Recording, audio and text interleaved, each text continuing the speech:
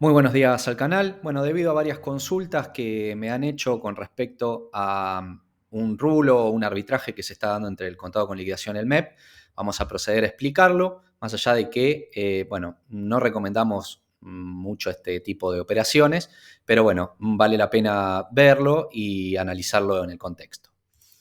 Bien, como sabemos, el spread que hay habitualmente entre el contado con liquidación y el MEP ronda históricamente entre un 2,5 y el 5%. O sea, el contado con liquidación, el tipo de cambio contado con liquidación, tiene un tipo de cambio implícito, en general un 5% por arriba del tipo de cambio MEP. En este gráfico que ven acá abajo, ven con la línea verde el límite del 5%. Esto relaciona, ¿no?, la brecha entre el MEP y el contado con liquidación. Y vemos que raramente supera el 5%, se mueve entre un 2,5% y el 5% de spread, pero vemos que en estas últimas semanas, o en esta última semana, se ha disparado este spread, ¿sí? Acá vemos los tipos de cambio al cierre del viernes, finales de agosto estamos hablando. El contado con liquidación está a 771,4 pesos por dólar. El MEP libre, aquel que surge del tipo de cambio de las obligaciones negociables o las letras, está a 710,90. Y el MEP intervenido, que es aquel que surge del tipo de cambio de los bonos soberanos en plazo normal. Hablamos un poco de un video, en un video que dejamos ahí arriba, el video anterior, cuáles son las intervenciones que tiene y las restricciones y por qué surgen estos tipos de cambio. Bueno, es el más barato, ¿sí?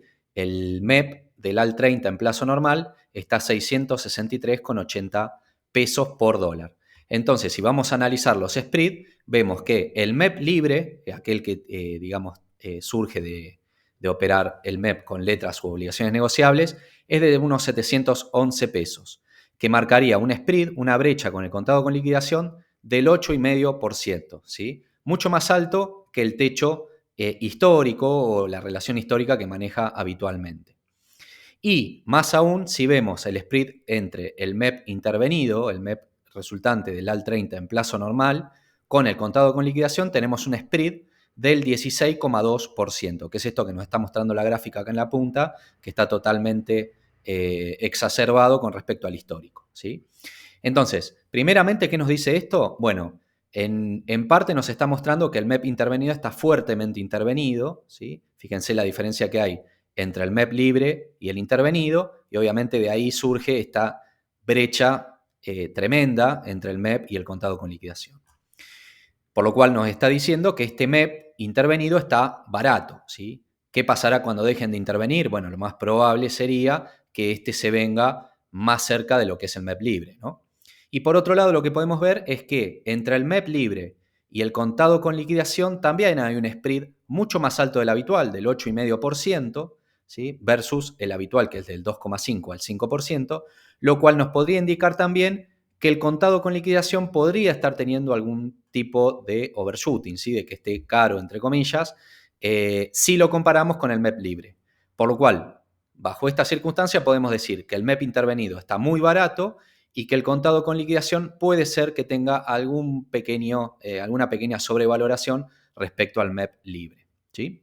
Bueno, sabiendo esto, pasamos a la explicación.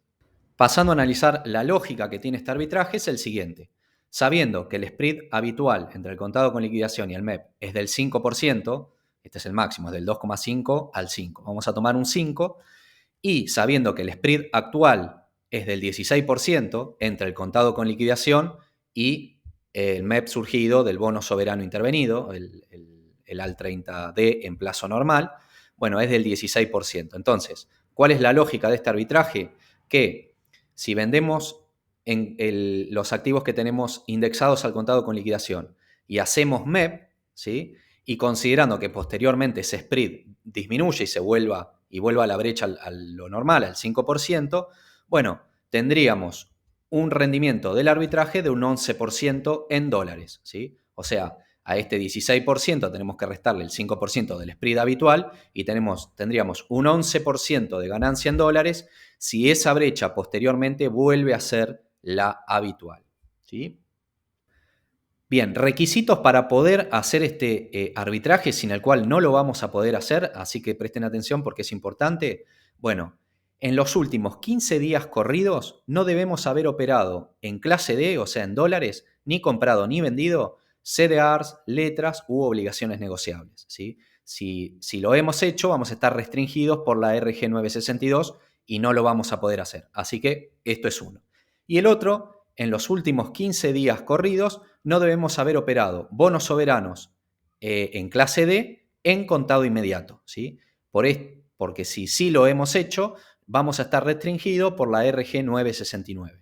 Así que si en los últimos días corridos nosotros compramos o vendimos un CDR, una obligación negociable, una letra o un bono soberano en dólares en contado inmediato, bueno, no podemos operar este arbitraje. Si cumplimos con estos dos requisitos, sí podemos pasar al siguiente paso. Bien, pasamos a la opción 1, la más riesgosa.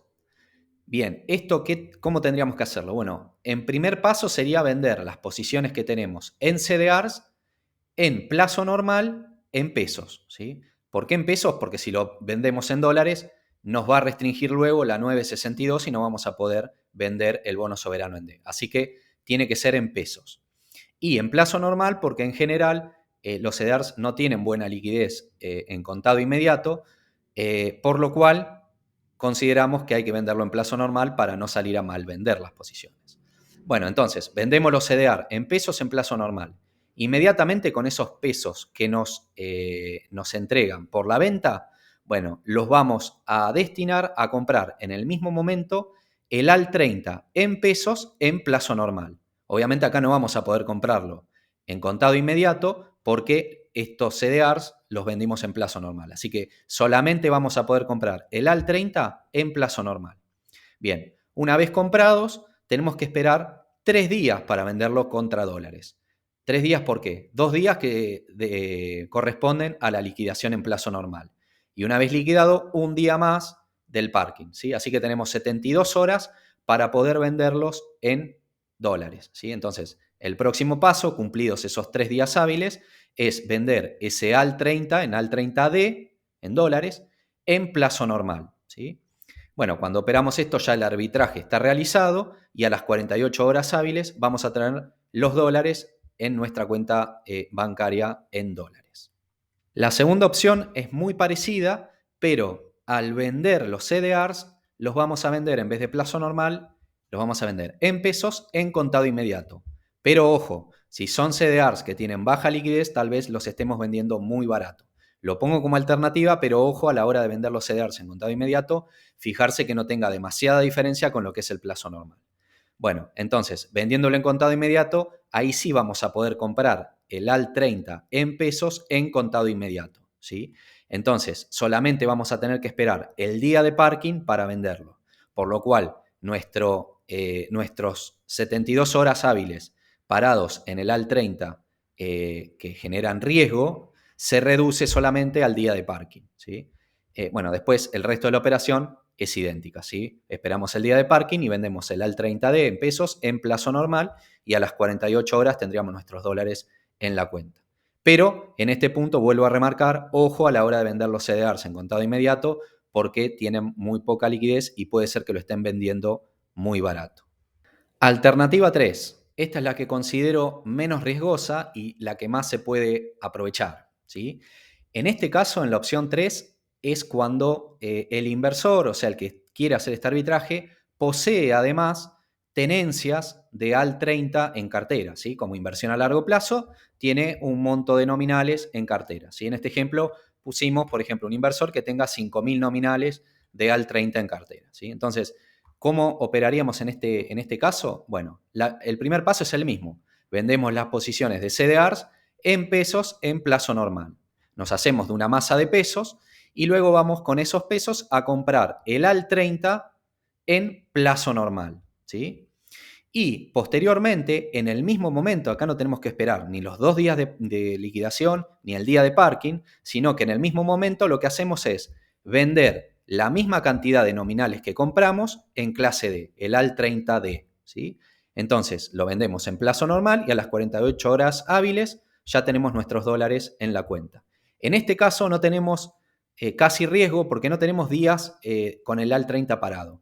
Esto, obviamente, porque aprovechamos nuestra tenencia de AL30 de cartera.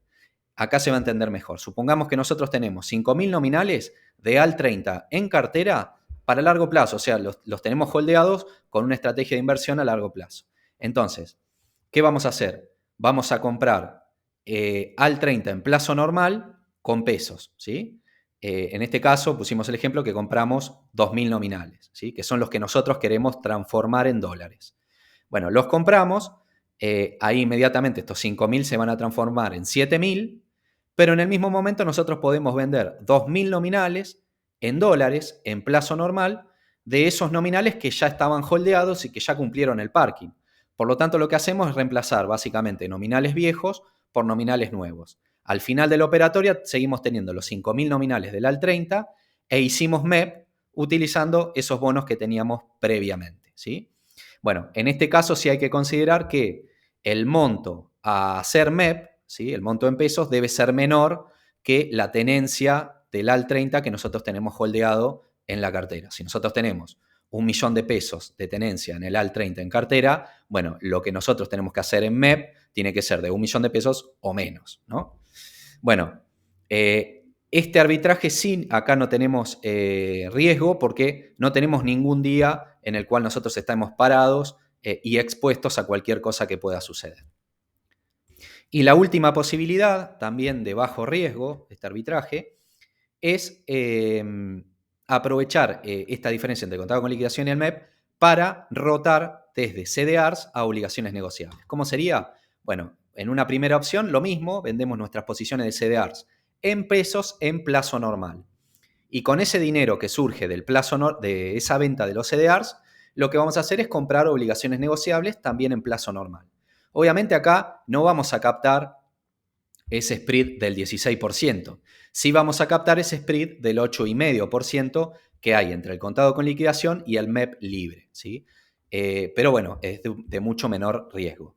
Bueno, y el punto 3, ¿qué podemos hacer? O holdeamos esa obligación negociable a largo plazo, o bien, si posteriormente vuelven a los spreads habituales, a la brecha habitual entre el MEP y el contado con liquidación, o sea, de ese 8,5 pasa nuevo al 5 o al 3 o al 4, lo que podemos hacer cuando esa brecha vuelva a los rangos habituales es otra vez rotar de las obligaciones negociables hacia los CDRs, ¿sí? Haciendo nuevamente el arbitraje inverso.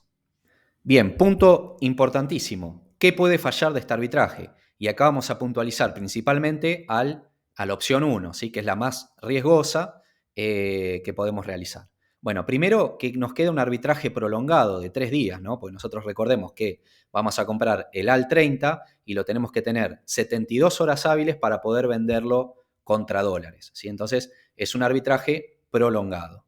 Bien, la primera falla que puede aparecer durante esos 3 días es que el Banco Central de golpe deje de intervenir al MEP, ¿sí? Que deje de intervenir los bonos soberanos en plazo normal y obviamente ese tipo de cambio que está mucho más bajo que el MEP libre se va a ir a buscar al MEP libre, ¿sí? Si sale el Banco Central y deja de intervenir, bueno, obviamente no vamos a tener más ese tipo de cambio subsidiado, por llamarlo de alguna manera, ¿sí? Ese es el primer punto que puede fallar.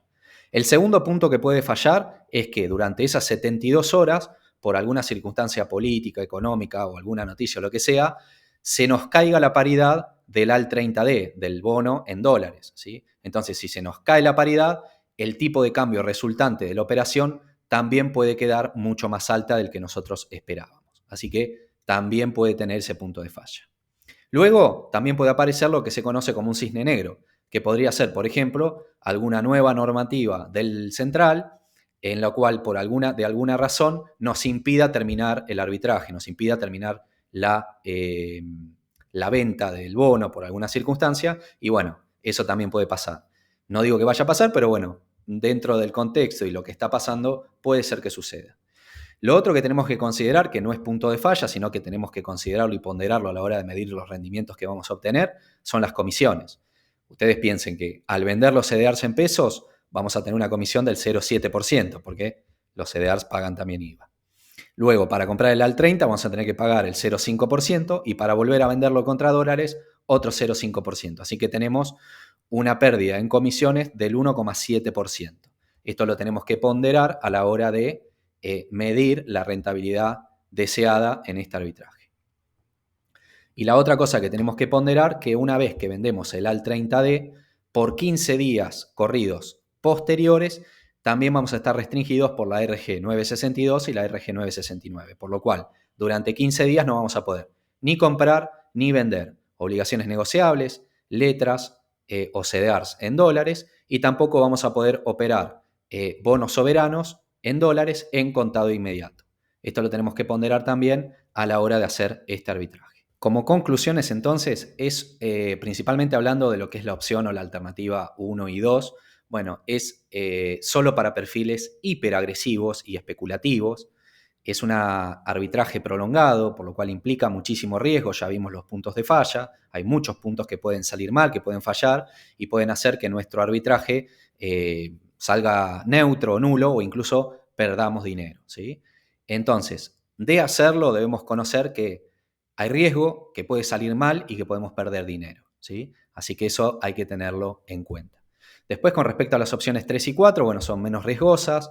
Como alternativa, si hay un perfil más moderado, puede considerarse para realizarse, ya que no tenemos esa prolongación en días en los cuales pueden salir muchas cosas mal. Y bueno, sí ponderar que si las posiciones que ustedes tienen son de largo plazo, lo hicieron desde un perfil de filosofía de inversión en valor y demás, bueno, no debería por qué desviarse de lo que es la estrategia a largo plazo, perder el foco y desarmar posiciones que armamos a conciencia para hacer algún arbitraje de alto riesgo, de especulativo, que tal vez no tenga ningún sentido si nosotros somos inversores en valor e invertimos a largo plazo. Así que bueno, los dejo con todo esto. Esto obviamente no es una recomendación de hacerlo, ni muchísimo menos, al contrario, es solamente meramente educativo y planteando opciones. Y bueno, obviamente se los dejo para que lo tengan en cuenta. Bueno, espero que les haya gustado. Si les sirvió, por favor, como siempre, dejen like, compartan, dejen un comentario, que es así como nos ayudan a seguir creciendo. Nos vemos la próxima.